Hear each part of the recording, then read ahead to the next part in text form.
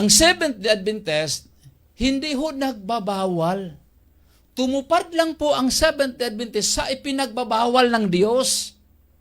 Kasi sabi kasi ng Diyos, turuan ang kanyang bayan sa kaibahan ng marumi at malinis. Ezekiel chapter 44 verse 23. Gikan diri kay Claudio Alfitsi. Matupad niya, alis na kayo dyan sa Seventh-day Adventist Church. Dahil ang Seventh-day Adventist Church, sikta ng demonyo. Dahil ang nagbabawal ng pagkain, sikta ng demonyo. 1 Timothy chapter 4 verse 1 up to 4. O kaligtasan ang hanap nyo, dito kayo anib sa tunay nga iglesia ni Kristo, nga naniniwala nga si Kristo Diyos upang maligtas kayo. Alam niyo po kapatid, kung yan ho ang inyong pangunawa nga ang nagbabawal sa pagkain ay sa demonyo, so ibig sabihin, evangelist, ang Diyos na nagbabawal ay demonyo.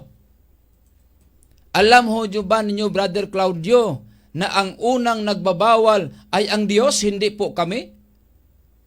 Sumunod lang po kami sa aral ng Diyos. Basahin nga natin ang Leviticus chapter 11 kung sinong may utos dyan. Ha, Brother Claudio? Hindi ho kami ang may utos dyan. Ang Diyos po ang may utos. Sinabi niya doon kay Moses na ito ang gagawin ninyo. Huwag kayong kakain ng karne ng baboy dahil ito'y marumi. Ang Diyos ang may sabi. So dahil ang Diyos ang may sabi, ang Diyos ay nagbabawal sa pagkain sa mga hindi pwedeng kainin. Kung yun ang pangunawa mo sa 1 Timothy chapter 4 verse 1 up to 4, ibig sabihin, ang Diyos mo ay demonyo. Dahil nagbabawal ang Diyos eh. Basahin nga natin. At sinalita ng Panginoon kay Moises at kay Aaron, na sa kanila'y sinasabi, Anong sinabi?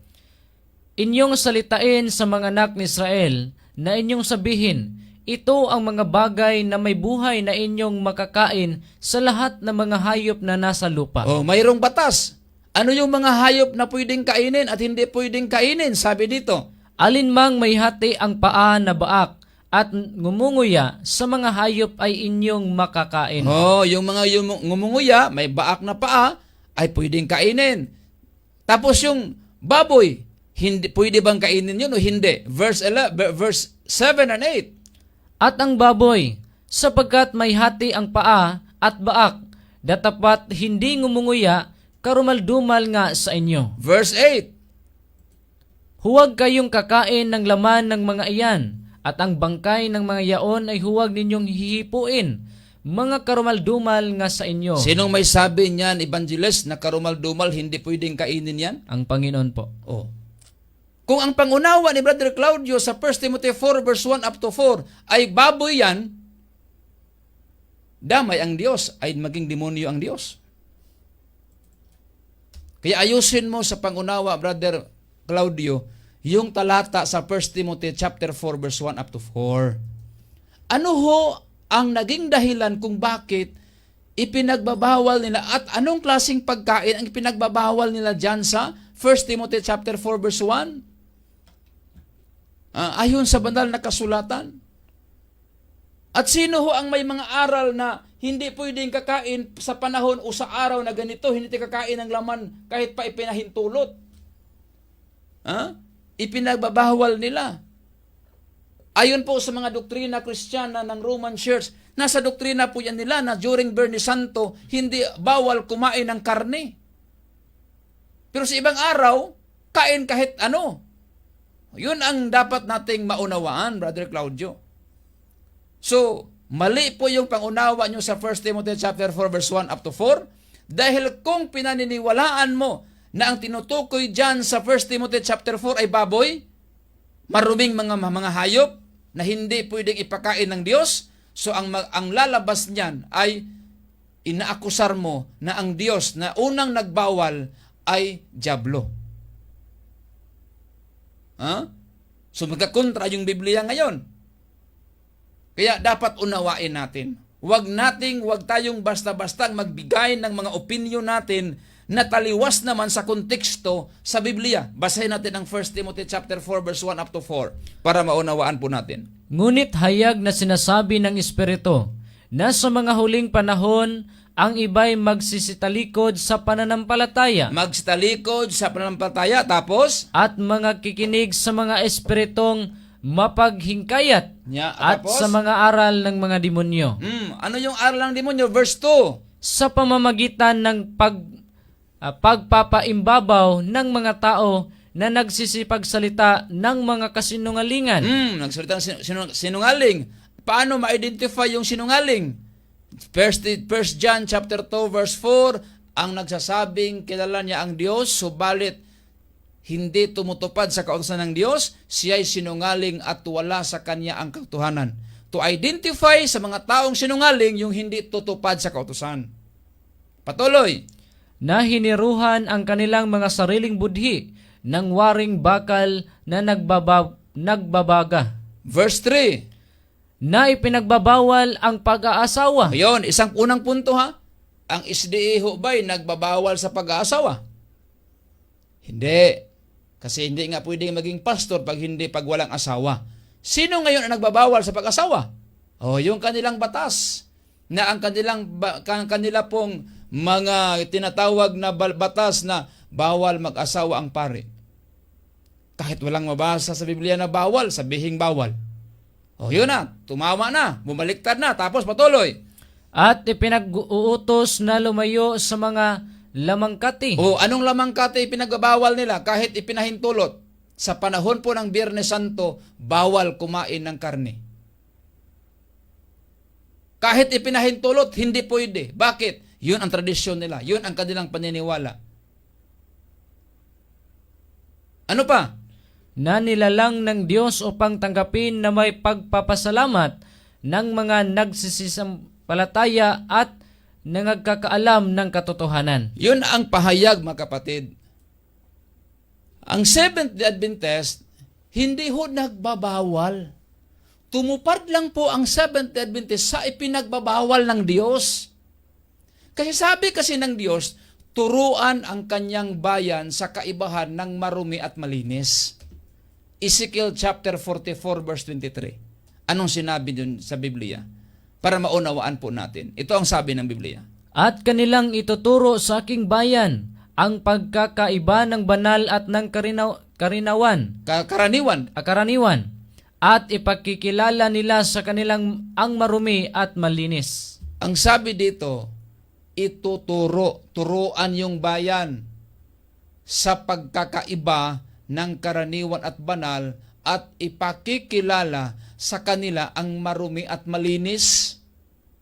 Kagaya sa ginagawa ng Diyos na ipinakilala niya sa unang bayan ang marumi at malinis, gayon din ang gagawin sa mga preachers of Christ, sa mga mangangaral, ipakilala din ito yung marumi, ito yung malinis.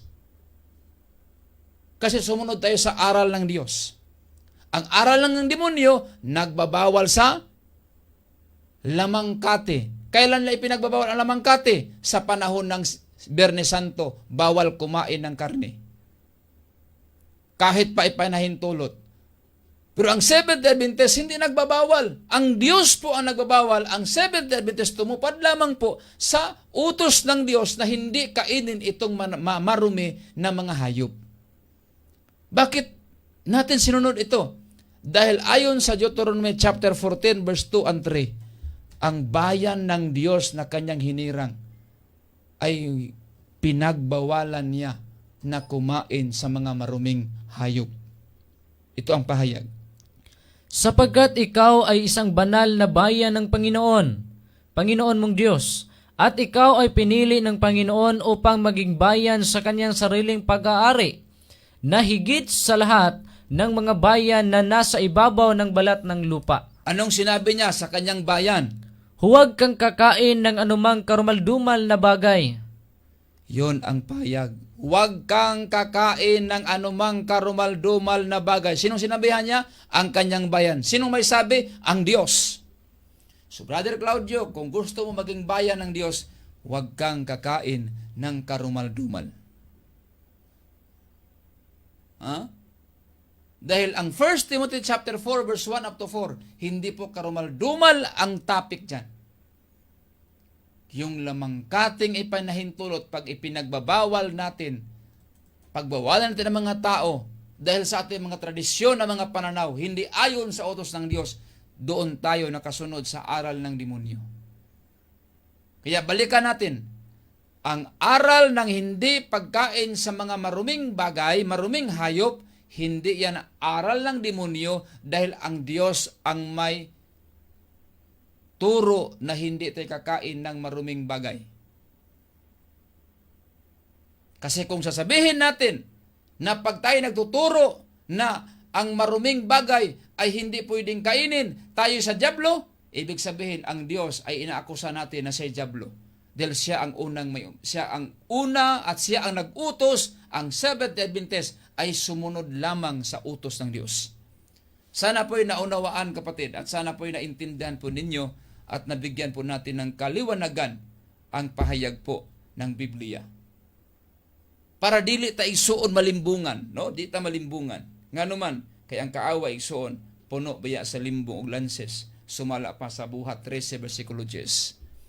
Ikaw nga anak sa yawa, kaaway ka sa tanang pagkamatarong. Ha? Buhat 13 bersikulo 10 atong basahon nag-ingon isuon. Para ato ang mahibaluan. Ingon ang Biblia.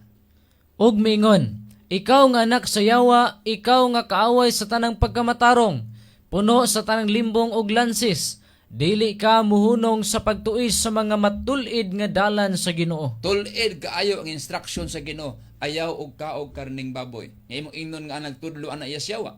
Ang Ginoo na mahimong yawa na. Makapasipala dahil noon ta ato nang gi-accuse nga ang Dios yawa, kay ang Dios may una nagsugo nga ayaw mo kaog karning baboy. Tungod lang anang 1 Timothy chapter 4 verse 1 atong ginahuna nga baboy na diha. Dili man ang baboy diha. Kadto man ang gitugot sa Ginoo nga gidili pud sa uban bisa kung ginigitugot. Tungod lang sa ilang mga tradisyon. Unya atong nabasahan sa ilang mga doktrina nga dili dahil sila mo kaog karne nga bisag unsa nga karne basta Biyernes Santo. Na silang doktrina, na doktrina Kristiyana. So ato iso ma-prove nga kinahanglan nga teaching ang ipatsabot ni Pablo ang Roman teaching nga bawal mag-asawa, bawal magkaon og karne, kanus ang naibawal panahon sa Biyernes Santo, dili sa tanang panahon. Salamat isoon sa maong pangutana o kinaot na to kining tagaag katinawan ang imo mga pangutana dinhi sa tuang programa.